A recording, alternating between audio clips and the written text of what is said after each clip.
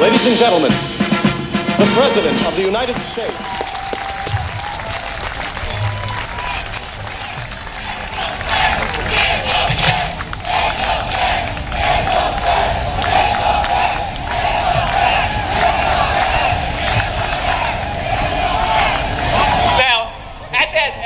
Meeting, I was very pleased. I got the applause when we went after the Fed, but what really fascinated me is when they started pulling out Federal Reserve notes and burning them.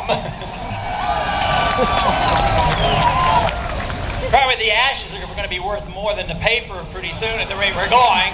So, but you know, the issues are coming into place. The two issues that I've worked on for these so many years, now decades. First, it was the monetary issue associated with our economy and the business cycle.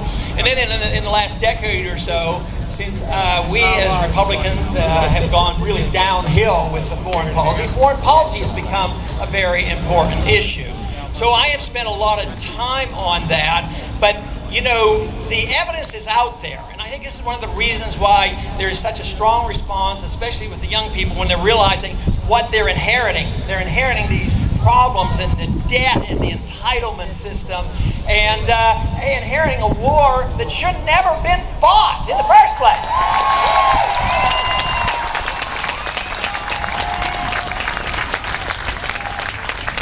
So one thing I do feel good about is the fact that we have been able to reach many libertarians, many conservatives, many constitutionalists that really didn't have much of a home, and they didn't feel like there were enough of them and us out there to really take the position to show that our side of the political spectrum can be opposed to war. And that should be our position. That's the constitutional position.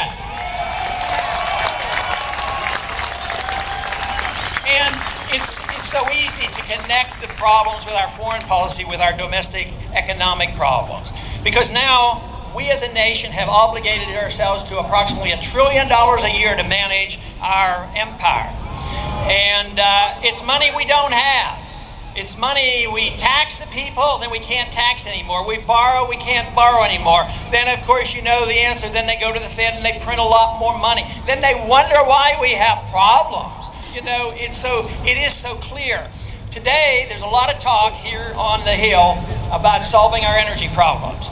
And on our side of the aisle, they did pick up on one point. It's a reasonable point, but it's almost a distraction because they say, you know what we need to do to solve the energy crisis is drill, drill, drill. And that's supposed to solve all the problems. Of course, you know, drilling certainly could be helpful, and if we had more oil, it could play a role. But you have to look at the cost of energy and the cost of our gasoline from a different perspective. One, the value of the dollar. The value of the dollar goes down when you print too many. When you have a foreign policy where you are motivated to do this, obviously us going to the Middle East to protect our oil didn't work so well. Right now, it's so unstable, and with the threat that this war could spread, there's a risk premium put in there on a daily basis. So the foreign policy has pushed that cost of energy up. But then again, the value of the dollar goes down. But paying for the foreign policy in combination with the risk that we have involved, all the drilling in the world won't put, you know, value back into the dollar. We need a sound political system, sound foreign policy, and a sound financial system.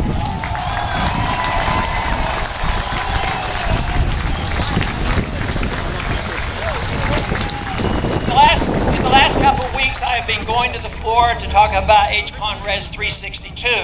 Something that should not be brought to the floor. It should be defeated, but rather within a couple of days, if not a week. They have 220 co-sponsors.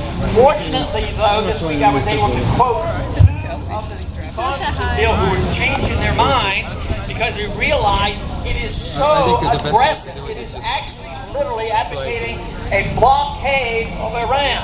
That won't help us. Now, the best way to get others to realize the danger of this, and I brought this up in the committee as well as on the House floor, consider what it would be like if a foreign country, a strong government came and they were powerful enough to impose on us a restriction that we couldn't import petroleum products, that they would control all ships, boats, planes, and trains and trucks coming into our country, and all the control of the people. Now, what would we as Americans do? I bet we'd be unified and we'd want to do something about it. But that's exactly what we're doing, and that's exactly what we're threatening. At the same time, we're pretending that our policy is supposed to be undermining Ahmadinejad in Iran. Well, I'll tell you what, if somebody comes and threatens us, I mean, we get unified. Just think, after 9/11, we weren't fighting among ourselves because we saw us being threatened, and it brings people together. So the dissidents in Iran right now are being hurt, and Ahmadinejad is being held. Now, sometimes I wonder if it isn't deliberate so that we always have an enemy out there, that we have to keep the military-industrial complex going. Woo! It's either that, or they're just, not very smart. Sometimes maybe there'll be a little bit of both. But, we do have the answers. We have the answers. The people have responded well to this message, much stronger than I ever believed. And the magnificent thing over the past year and a half has been the rallies, the people coming together. Because what I have found, and I see it all the time, is the message of liberty and the Constitution. It brings us together regardless of our personal beliefs.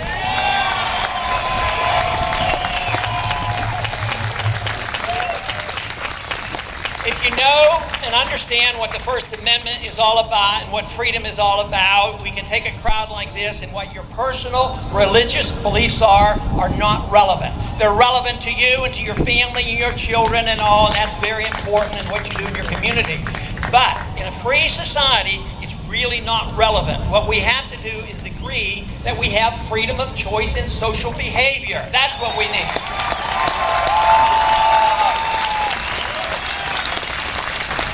Of course, there are a certain group in Congress that's a little bit better on protecting those values than others, but unfortunately, they're the same ones who think you don't have a right to spend your own money.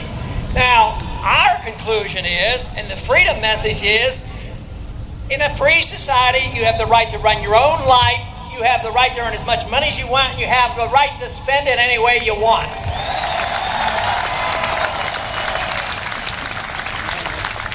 But along with this, if you practice bad behavior and it hurts yourself, you can't come crawling to the government to go to your neighbor and bail you out.